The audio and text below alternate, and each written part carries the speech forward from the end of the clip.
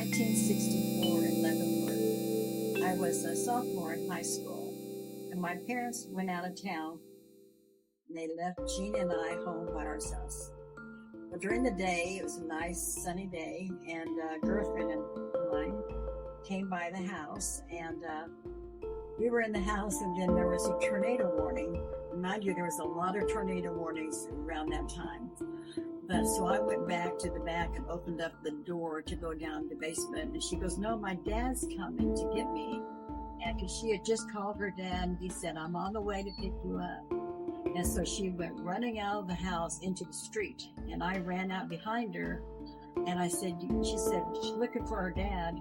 And I said, "You got to get out of the street." And then we heard a train. We heard it. It was so loud. We both looked up, and there was this huge black funnel coming down, and it sounded like a huge freight train. And we charged into the house right across the street. Nobody locked their doors in those days. And they said, "We're down here in the basement." So we ran down the basement, and they said, "Get under this tub under here. Get your heads under there." So we got under there and got our heads under it. And the tornado came in. It hit the house, but it just hit the chimney, some of the roof off the house. And it went on down the street. It kept getting more and more. And her house was down the street. And her dad didn't come because the tornado siren went off, so he stayed home.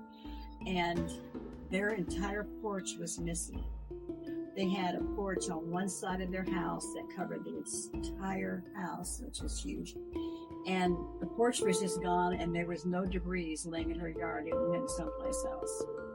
Anyway, it was a huge tornado. It turned around and it went downtown and broke out all the windows downtown, the stores down there.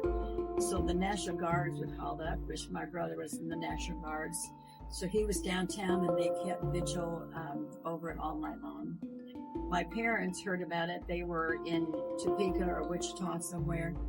And they got in the car and they drove back home. Of course, my mother was just, hysterical because she always got really worried about things. And she called, and I think our phones finally got back up, and we told her, "We're fine, we're fine."